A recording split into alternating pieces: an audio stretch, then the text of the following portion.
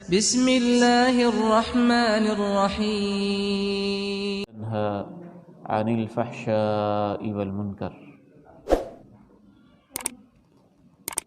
انتہائی قابل احترام بھائیوں، بزرگوں اور عزیزوں، آج سے ہمارا 10 روزہ فہم نماز کورس، اس کا آغاز اللہ تعالیٰ کی توفیق سے ہو چکا ہے۔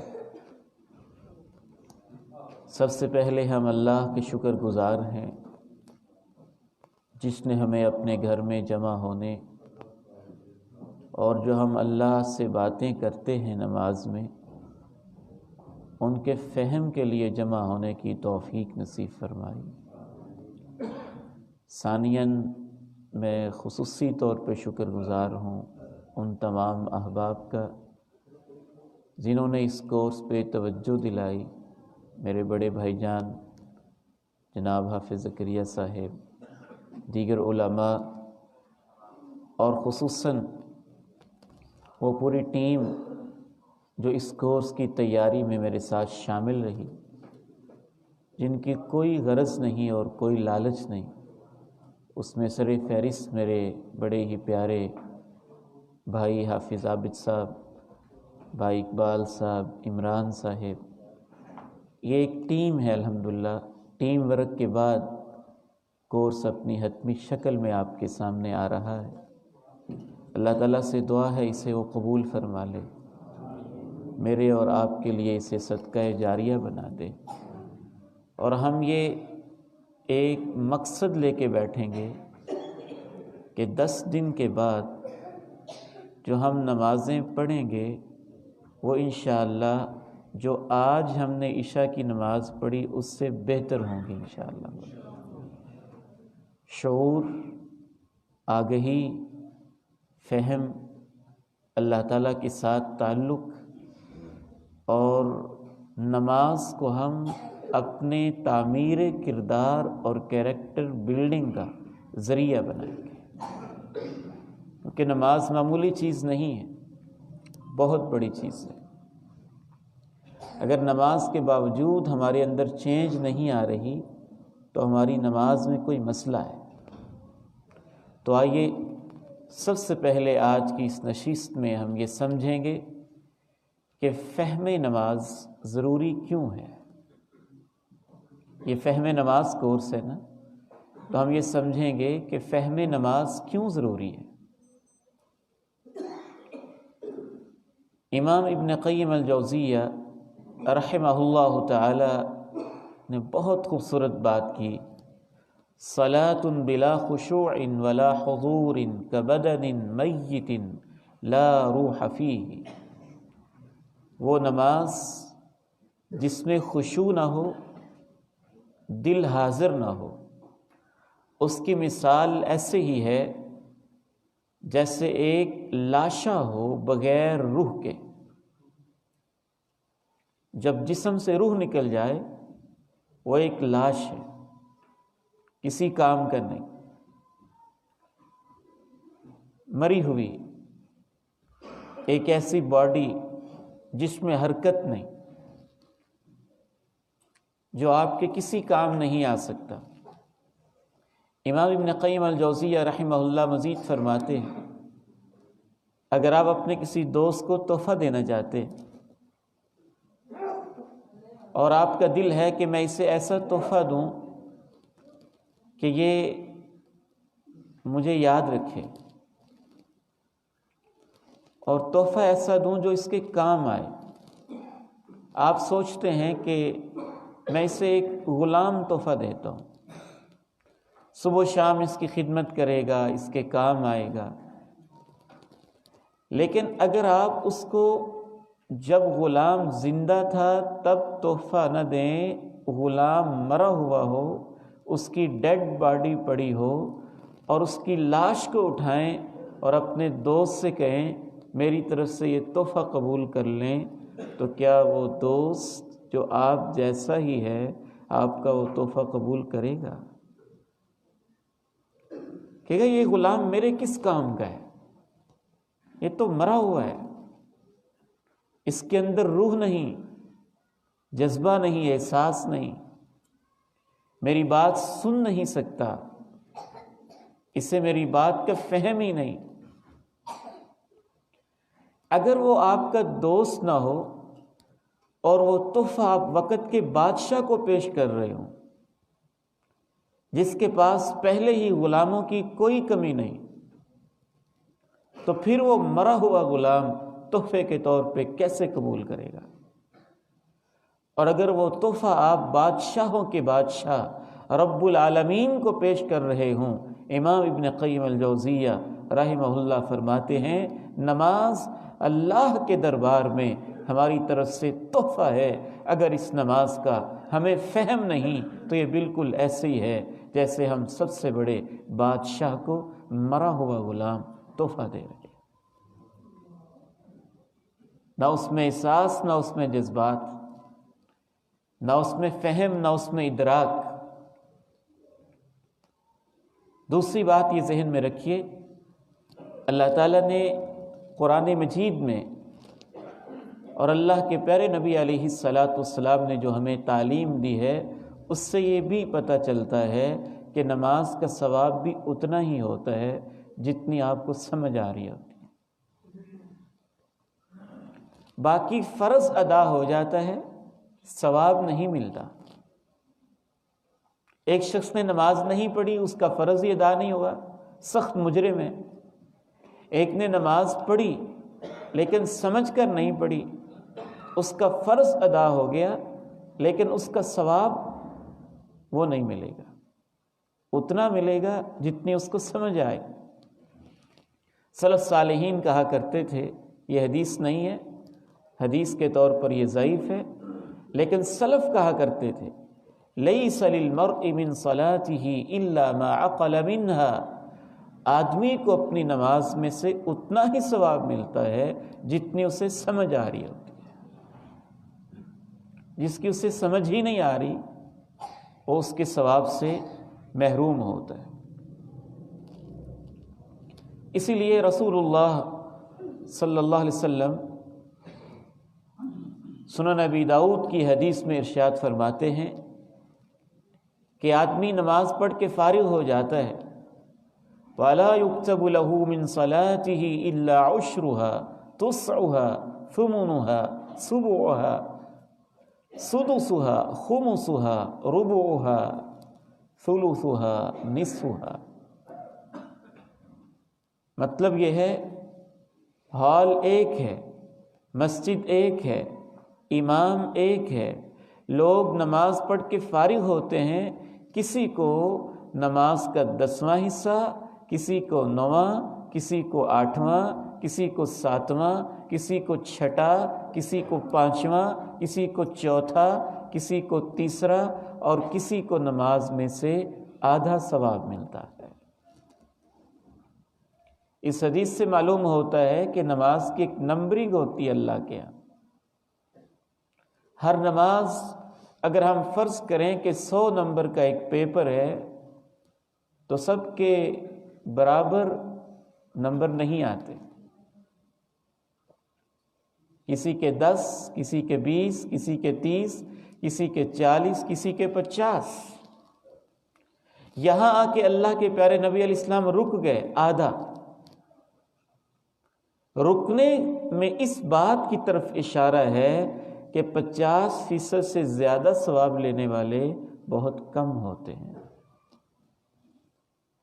اس سے آگے جانے والے بہت کم ہوتے ہیں، وہ خوش نصیب شاذ و نادر پائے جاتے ہیں۔ ایک اور پوائنٹ اس حوالے سے ذہن میں رکھیے گا کہ نماز کا ثواب تھوڑا سا نہیں ہے۔ بعض دفعہ انسان کی 2 رکعتیں جو اس نے فہم کے ساتھ، خشوع کے ساتھ، خضوع کے ساتھ ادا کی ہوں اور اس کو نصیب ہو جائیں تو 2 رکعتوں ہی سے اللہ بعض دفعہ انسان پہ جنت واجب کر دیتا ہے۔ لیکن یہ کیسے نصیب ہوتی ہیں؟ ظاہر ہے فہم کے ساتھ۔ اس فہم کو جب یہ اپنی گہرائی میں چلا جائے تو اللہ تعالیٰ قرآن مجید کی اصطلاح میں اسے خشوع فرماتے ہیں۔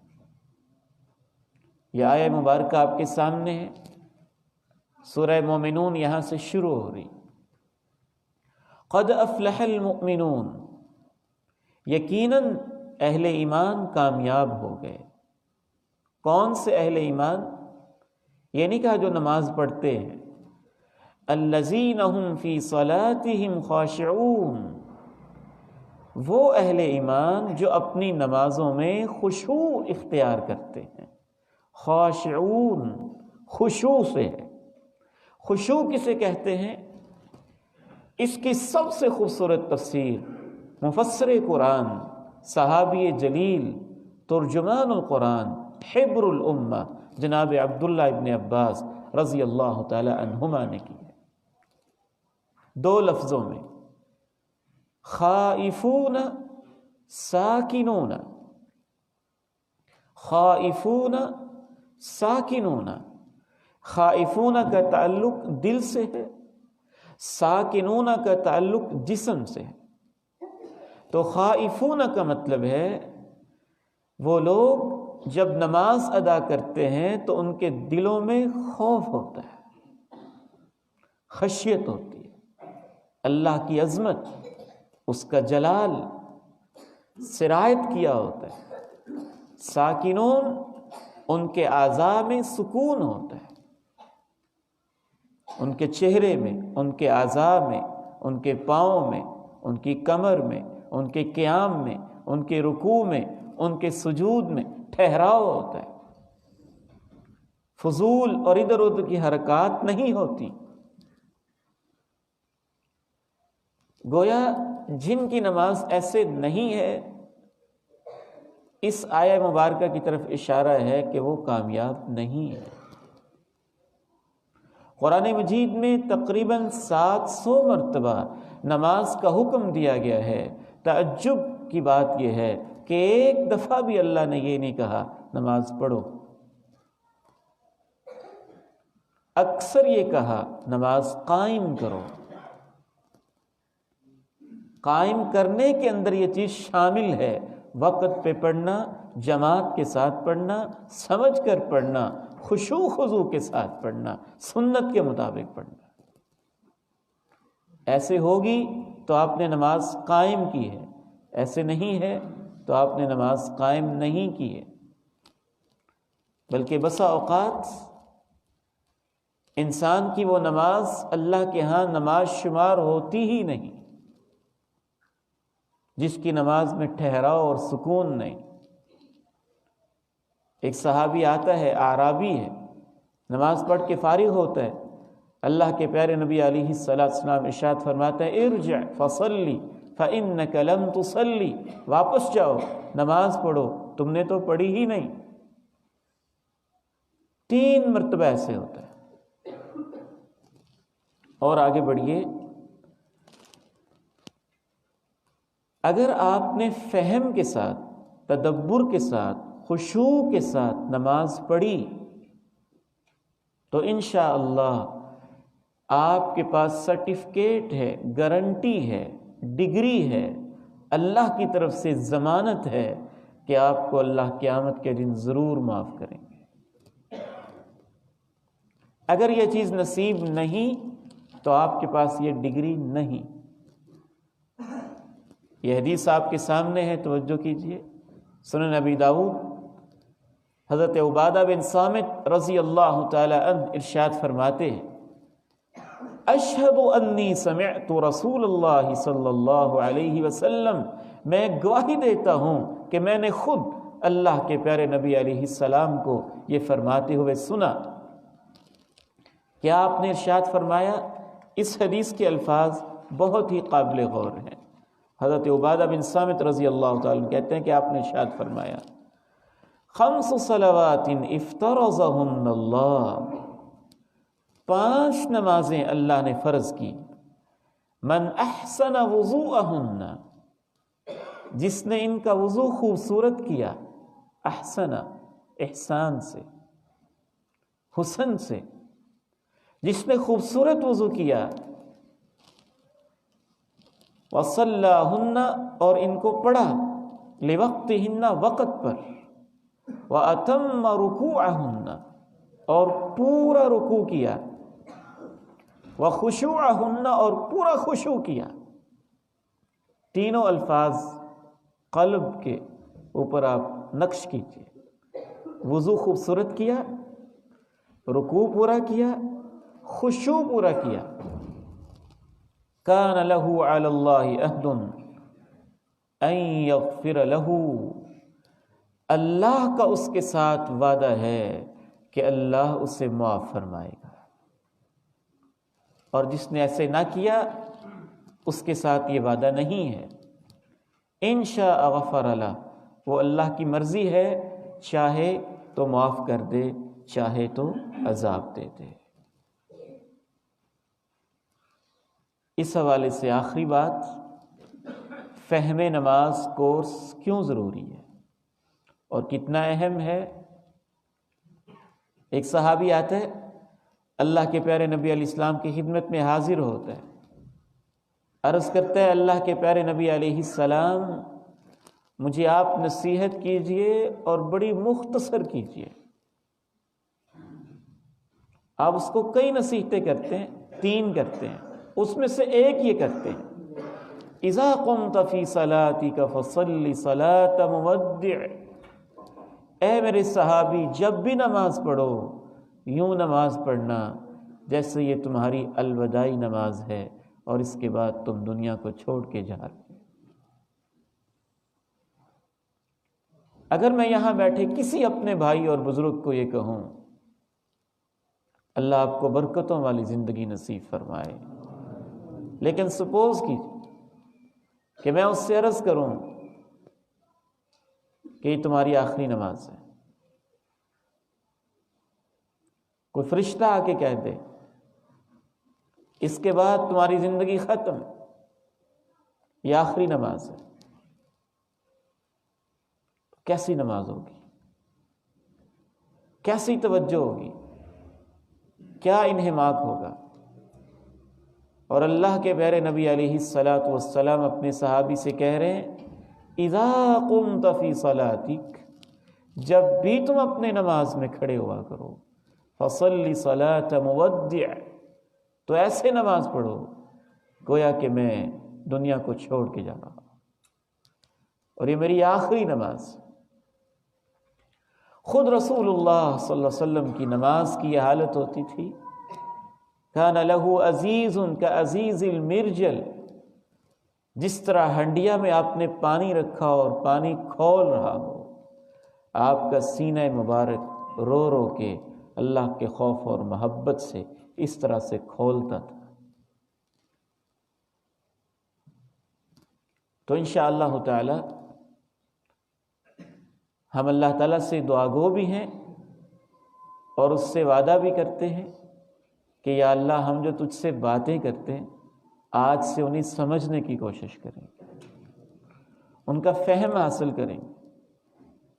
رسول اللہ صلی اللہ علیہ وسلم نے ارشاد فرمایا جب تم میں سے کوئی نماز میں ہوتا ہے فإنما يناجي ربه، وہ اپنے رب سے راز و نیاز کی باتیں کر رہا ہوتا ہے، باتیں بھی نہیں کہا، وہ باتیں جو آپ کان کے ساتھ لگا کے کریں کہ کوئی دوسرا نہ سنے، سرگوشیاں جسے کہتے ہیں، راز کی باتیں اسے کہتے ہیں مناجات۔ جب تم میں سے کوئی شخص نماز میں ہوتا ہے یناجی ربہ، تو اپنے رب سے راز کی باتیں کر رہا ہوتا ہے، فلینظر، تمہیں سوچنا چاہیے، بما یناجیہ بہ، وہ کیسی باتیں کر رہا ہے۔ اگر 30-40 سال کا عرصہ گزر چکا ہو اور ہمیں پتہ ہی نہ ہو کہ ہم کیا باتیں کرتے ہیں، تو پھر ہماری نمازیں قابل اصلاح ہیں، اور اسی اصلاح کے لیے اس کورس کا انعقاد کیا گیا۔ اللہ تعالیٰ سے دعا ہے کہ اس مقصد میں مجھے اور آپ کو کامیاب فرمائے۔ جن کو پتہ بھی ہے ان کے لیے یاد دہانی ہو جاتی ہے، سچی اور دل کی بات یہ ہے کہ جب بھی کوئی ایسا کورس کرواتے ہیں خود اپنی نمازوں پر بھی شرمندگی سی ہوتی ہے. صرف ترجمہ سمجھ لینا کافی نہیں ہوتا، اس میں غور و فکر، تدبر، خشوع قلبی، حضور قلبی، اس کی بہت زیادہ ضرورت ہوتی ہے. اور بعض دفعہ یاد دہانی سے جو شخص پہلے سے ترجمہ سمجھتا بھی ہے، مزید جب اس کو ایک ریمائنڈر ملتا ہے، یاد دہانی ملتی ہے، تو اس کی توجہ میں بھی مزید اضافہ ہو جاتا ہے. تو اس میں انشاءاللہ تعالی آج کی گفتگو کے دوسرے حصے میں ہم شروع کر رہے ہیں وضو سے. نماز وضو سے شروع ہوتی ہے. وضو کو بھی سمجھنے کی ضرورت ہے. مجھے بخوبی یاد ہے ایک دفعہ میں نے ایک دوست سے کہا کہ میں نے وضو پر لیکچر دینا ہے. کہنے لگا وہ عبید الرحمن بھائی یہ بھی کوئی لیکچر دینے والی چیز ہے؟ وضو کو تو بچہ بچہ جانتا ہے، اس کی کیا ضرورت ہے؟ وہ بیچارہ اتنا سادہ تھا کہ اسے یہ علم نہیں تھا کہ وضو کتنی عظیم چیز ہے. بعض دفعہ ہم ایک کام پوری زندگی کر رہے ہوتے ہیں، جب اس کی عظمت کا ہمیں احساس نہیں ہوتا تو ہمیں اس کا فہم نہیں ہوتا. سب سے پہلے ہم یہ دیکھیں گے وضو کی فلسفی، اس کی حکمت، اس کے فوائد، پھر اس کے بعد اس کا ثواب اور اس کے فضائل، اور اینڈ پہ انشاءاللہ اس کا پریکٹیکل. وضو پاکی اور صفائی کا ایک اہم ذریعہ ہے، اور شریعت اسلامیہ پاکی اور صفائی کو پسند کرتی ہے. بعض علماء نے لکھا ہے جب ہم وضو کرتے ہیں تو ہماری طبیعت میں جو انشراح پیدا ہوتا ہے، جو پاکیزگی پیدا ہوتی ہے، وہ فرشتوں سے مشابہ ہوتی ہے. اور جو انسان غلاظت اور گندگی میں ہوتا ہے، اس کی طبیعت میں جو انقباض ہوتا ہے وہ شیطان کے قریب قریب اس کو لے جاتا ہے. فرشتے نفاست اور طہارت کو پسند کرتے ہیں، شیطان گندگی کو پسند کرتا ہے. صرف فرشتے ہی نہیں، پاکیزگی سے اللہ اور اللہ کے رسول کو اتنی محبت ہے کہ خود اللہ نے قرآن مجید میں کہا کہ پاک صاف رہنے والوں سے اللہ خصوصی محبت کرتا ہے. ان سے اللہ کو پیار ہوتا ہے، محبت ہوتی ہے.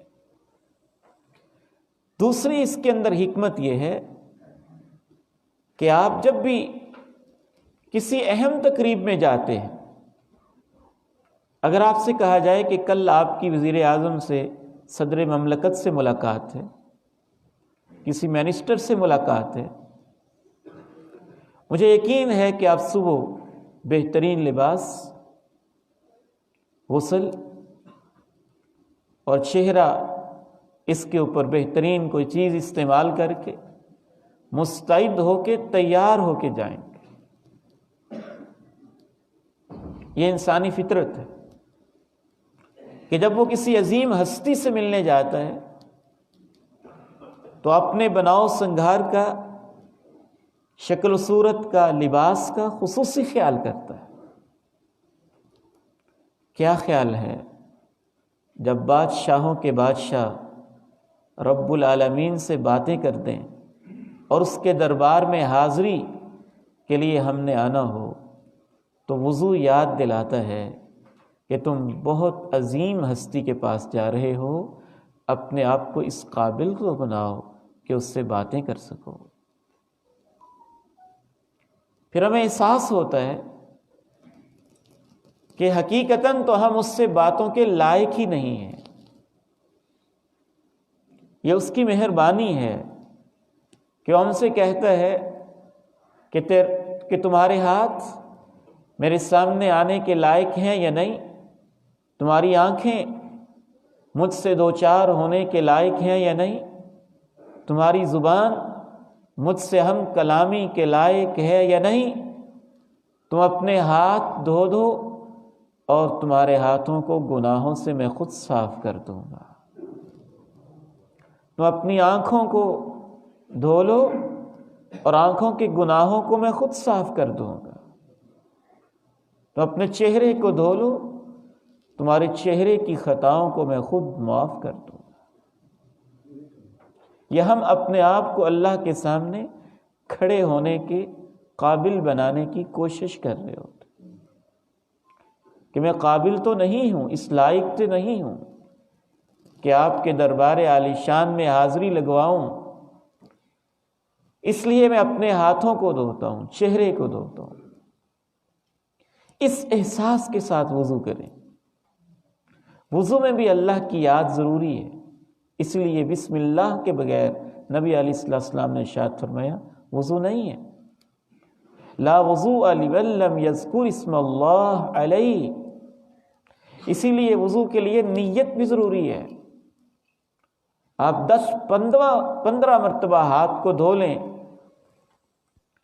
صابن پہ بہترین قسم کا صابن چہرے پہ استعمال کر لیں، آپ کی نیت ہی نہیں ہے کہ میں پاکی اور طہارت حاصل کرنا چاہتا ہوں، تو وضو نہیں ہوگا۔ وضو کے لیے نیت ضروری ہے، زبان سے نہیں، دل میں یہ شعور کہ میں وضو کر رہا ہوں، یہی نیت ہے، عموماً موجود ہی ہوتی ہے۔ تو نیت بھی ضروری ہے، بسم اللہ بھی ضروری ہے۔ تیسری حکمت جو وضو کے اندر نظر آتی ہے کہ یہ صرف جسمانی تیاری ہی نہیں ہے، یہ قلبی تیاری بھی ہے اور ذہنی تیاری بھی ہے۔ اسی لیے رسول اللہ صلی اللہ علیہ وسلم وضو کے شروع میں بسم اللہ پڑھتے اور وضو کے بعد وضو کی مخصوص دعائیں پڑھتے، وہ بہت خوبصورت دعائیں، آج انشاءاللہ ہم سیکھیں گے، ان کو یاد کریں گے۔ چوتھی اس کے اندر حکمت یہ ہے کہ وضو ایمان کی بہترین ٹریننگ اور تربیت ہے۔ سردی کا موسم ہے، چادریں ہم نے لی ہوئی تھی، اب بھی کچھ دوستوں نے لی ہوئی ہیں، گرم ہم نے جیکٹ سویٹر جو کچھ بھی پہنا ہوا ہے، یوں ہم اپنے پیچھے کر کے ٹھنڈے پانی سے وضو کر کے آئے۔ ایمانداری کے ساتھ بتائیں، کیا ہم نے یہ وضو کسی کو دکھانے کے لیے کیا؟ کیا ہم میں سے کوئی شخص ایک دوسرے کے وضو کے بارے میں جانتا ہے اس نے وضو کیا ہے کہ نہیں؟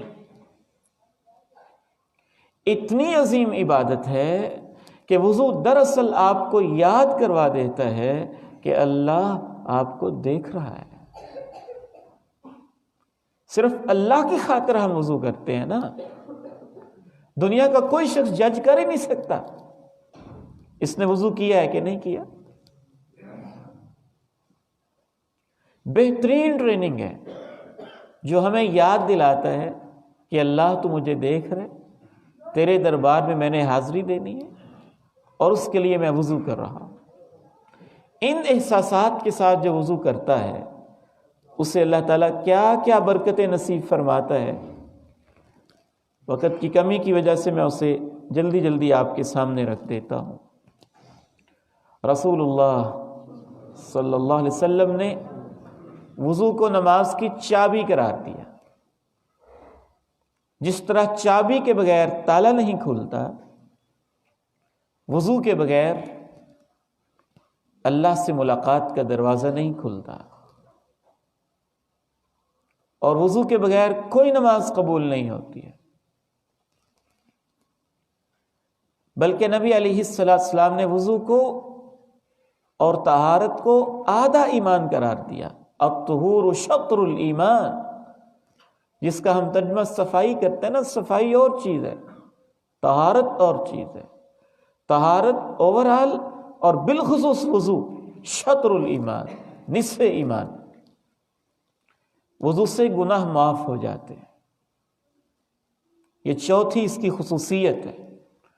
حتیٰ کہ نبی علیہ السلام نے ارشاد فرمایا گناہ ایسے جھڑتے ہیں من تحت اظفارہ، ناخنوں کے نیچے سے، من تحت اشفار عینیہ، آنکھوں کی پلکوں کے نیچے سے بھی گناہ جھڑتے چلے جاتے ہیں۔ وضو کی پانچویں خصوصیت یہ ہے کہ الصبح جب ہم وضو کرتے ہیں تو شیطان نے جو گرہ لگائی ہوتی ہے وضو سے وہ کھل جاتی ہے، طبیعت میں نشاط پیدا ہوتا ہے، چستی پیدا ہوتی، قوت پیدا ہوتی۔ چھٹی خصوصیت، بالخصوص جب وضو کرنے کو دل نہ چاہتا ہو، جیسے سردیوں کا موسم ہو، یخ ٹھنڈا پانی ہو، دل نہ چاہ رہا ہو، اس حالت میں جب ہم وضو کرتے ہیں تو اتنی عظیم نیکی ہوتی ہے کہ اللہ ہمارے درجات کو بلند کر دیتا ہے۔ فرشتے دوڑ لگا رہے ہوتے ہیں، یہ ایسی نیکی ہے، میں اس کو پہلے لکھوں، میں اس کو پہلے لکھوں، میں اس کو پہلے لکھوں۔ ساتویں خصوصیت، قیامت کا دن ہوگا، میدان محشر میں لوگ اللہ کی عدالت میں آ رہے ہوں گے۔ صحابہ نے اللہ کے پیارے نبی علیہ السلام سے پوچھا آپ ہمیں کیسے پہچانیں گے قیامت کے دن؟ آپ کی امتی میں سے، امتی افراد میں سے کچھ تو وہ ہے جن کو آپ نے دیکھا، تو تابعین، تبع تابعین اور ہمارے جیسے لوگ اور قیامت تک آنے والے جن کو اللہ کے پیارے نبی نے دیکھا ہی نہیں تو پہچانیں گے کیسے؟ جب پہچانیں گے نہیں تو سفارش بھی نہیں، پہچانیں گے تو سفارش ہوگی نا۔ تو اللہ کے پیارے نبی علیہ السلام نے فرمایا ان امتی یأتون یوم القیامت غرا محجلین من آثار الوضوء، وضو کے نشانات کی وجہ سے میری امت کے وہ اعضاء جہاں جہاں وضو کے نشان، وضو کا پانی پہنچتا ہے، وہ اعضاء چمکتے ہوں گے، روشن اور تابناک ہوں گے، میں پہچان جاؤں گا یہ میرا امتی آ رہا ہے۔ اس حدیث کی روشنی میں بعض شارحین حدیث نے لکھا ہے کہ شاید پہلے امتوں کے پاس وضو نہیں ہوتا ہوگا، اسی لیے تو ان کے پاس یہ نشانی نہیں ہوگی، یا وضو کا یہ طریقہ نہیں ہوتا ہوگا۔ انبیاء ایسے وضو کرتے تھے، جو اللہ نے اس امت کو طریقہ دیا ہے یہ نبیوں کا انداز ہوتا تھا، انبیاء کا وضو ہوتا تھا، وہ انبیاء والا طریقہ اللہ نے اس امت کو عنایت فرمایا، یا خاص اس امت کے لیے اللہ نے اتنا عظیم ثواب رکھا ہوگا۔ آپ کے ہاتھ، چہرہ، بازو اور پاؤں یوں روشن، منور، چمکتے دمکتے، نورانی، میدان محشر میں نور کی کرنیں پھوٹتی ہوئی اللہ کے پیارے نبی علیہ السلام پہچان جائیں گے کہ میرا امتی آ رہا ہے۔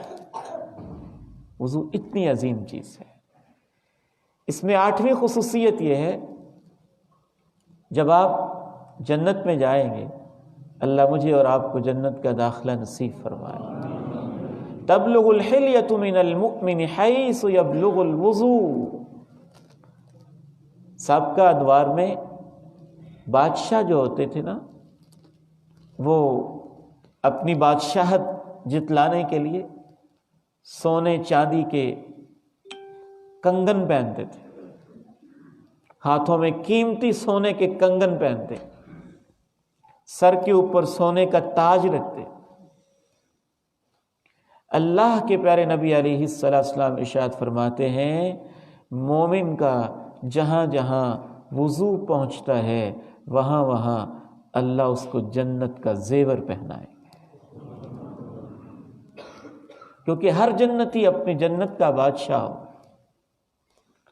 ان بادشاہوں کی اوقات ہی کیا ہے اس بادشاہت کے سامنے؟ ہر جنتی کی سلطنت 7 زمینوں اور آسمانوں سے بڑی ہوگی، کہیں بڑی، اور اپنی اس سلطنت کا بادشاہ ہوگا، اور جہاں جہاں وضو کرتا تھا حلو اساور من فضہ، قرآن مجید میں بھی اللہ نے اشارہ کیا ہے کہ اہل ایمان جنتیوں کو اللہ چاندی کے کنگن پہنائے گا، وہ شہزادے ہوں گے، بادشاہ ہوں گے اپنی جنت کے۔ نویں خصوصیت، وضو کرنے کے بعد کلمہ شہادت اگر پڑھ لیا جائے، اشہد ان لا الہ الا اللہ وحدہ لا شریک لہ واشہد ان محمدا عبدہ ورسولہ، اللہ کے پیارے نبی علیہ السلام ارشاد فرماتے ہیں فتحت لہ ابواب الجنت الثمانیہ، وضو کے بعد اس کلمہ کے پڑھنے سے جنت کے 8 دروازے کھول دیے جاتے ہیں۔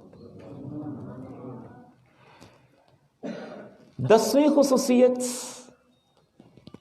حضرت بلال رضی اللہ تعالی عنہ کے قدموں کی آہٹ جنت میں، آپ نے فرمایا مجھے آگے آگے سنائی دے رہی تھی، بلال کیا عمل کرتے ہو؟ فرمایا جب وضو کرتا ہوں وضو کے بعد 2 رکعت پڑھ لیتا ہوں۔ تو چلتے زمین پہ تھے اور قدموں کی آہٹ جنت میں سنائی دیتی تھی۔ خصوصاً وضو کے ساتھ اگر مسواک کا اہتمام کر لیا جائے تو اس سے مزید اللہ کی رضا انسان کو ملتی ہے۔ صحت کے لیے بھی بڑی مفید چیز ہے، ہماری نیت یہ نہیں ہونی چاہیے، لیکن یہ ثانوی طور پہ اللہ تعالیٰ خود انسان کو دے دیتا ہے۔ بلکہ ایک صاحب کے بارے میں پڑھ رہا تھا کہ اس نے ایک شخص کو وضو کرتے دیکھا تو اس سے کہنے لگا تم نے میری کتاب پڑھی ہے نا؟ بہت بڑا انگریز ڈاکٹر تھا۔ اس نے کہا میں نے تو آپ کی کتاب کوئی نہیں پڑھی۔ کیا مطلب؟ کہنے لگا یہ تو میں نے اپنی کتاب میں تحقیق کر کے بتایا ہے۔ اس نے کہا کیا مطلب؟ کہتے یہ میری تحقیق ہے کہ جو اعضاء کھلے رہتے ہیں ان اعضاء کو اگر بندہ دھو لے، ہاتھ ہے، چہرہ ہے، اور سر پہ یوں پانی لگا لے تو عموماً جو ان جراثیم کی وجہ سے بیماریاں پھیلتی ہیں انسان ان سے محفوظ رہتا ہے۔ اس نے کہا میں نے تمہاری کوئی کتاب نہیں پڑھی، یہ تو 14.5 صدیاں قبل اللہ کے پیارے نبی علیہ السلام کا بتایا ہوا طریقہ ہے، اور ہماری عبادت شروع ہی وضو سے ہوتی، اسے ہم وضو کہتے ہیں۔ آخری بات، اگر کسی کو اللہ تعالیٰ یہ توفیق دے دے کہ وہ اکثر اوقات یا ہمیشہ باوضو رہے تو یہ اس کے مومن کامل ہونے کی نشانی ہے انشاءاللہ۔ لا يحافظ على الوضوء الا مومن، مومن ہی وضو کی حفاظت کرتا ہے۔ اس حوالے سے میں آپ کے ساتھ اپنی یہ فیلنگ بھی شیئر کرنا چاہتا ہوں۔ اگر آپ روزانہ 5 وقت وضو کر رہے ہیں تو آپ محسوس کریں کہ یہ آپ پر اللہ کا بہت بڑا احسان ہے۔ ایسے بھی لوگ ہیں جن کو شاید پوری زندگی میں وضو کی توفیق نصیب نہیں ہوتی ہے۔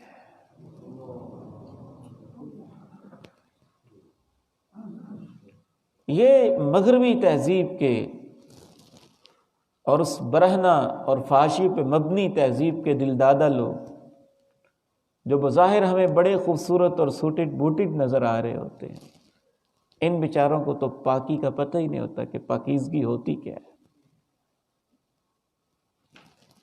بے شک 10 ہزار کی آپ نے پرفیوم لگائی ہو اور بڑا مہنگا آپ نے شیمپو یوز کیا ہو اور صابن استعمال کیا ہو، پاکیزگی اس سے نہیں ملتی، وہ وضو سے اور مسنون غسل سے ملتی ہے۔ اور ہمارے مسلم معاشرے کے اندر بھی کتنے ہی ایسے لوگ ہیں جن کو شاید کئی مہینے تک وضو نصیب نہیں ہوتا، نہ وہ نماز پڑھے نہ ان کو وضو نصیب ہو، پاکی پلیدی کے مسائل سے بالکل غافل۔ جہاں وضو کے اتنے سارے ثواب ہیں وہاں اس میں احتیاط بھی بہت ضروری ہے۔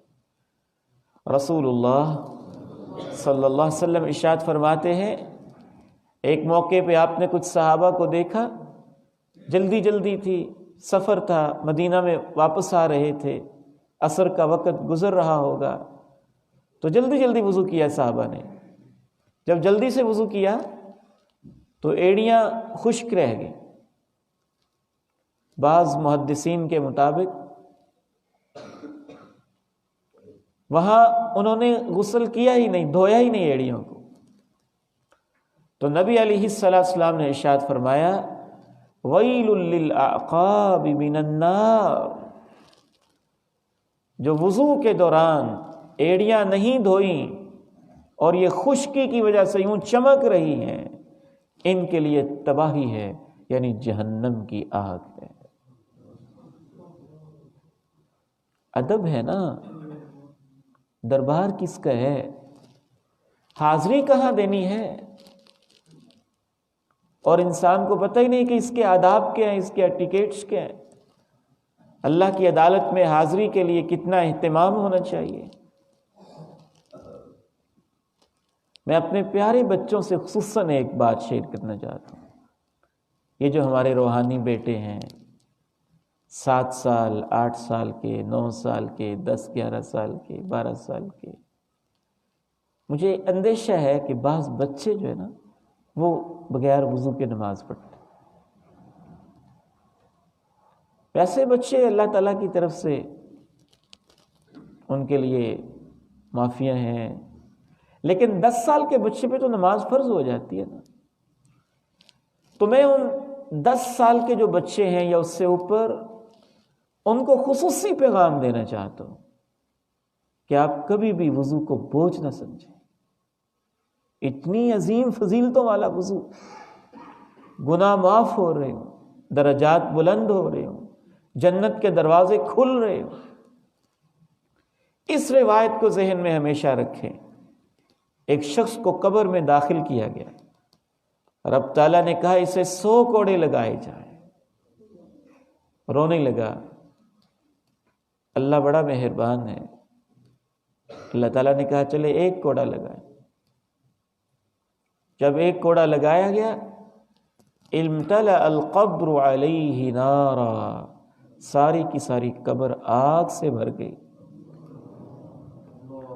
اس نے پوچھا مجھے کس جرم کی سزا ملی ہے؟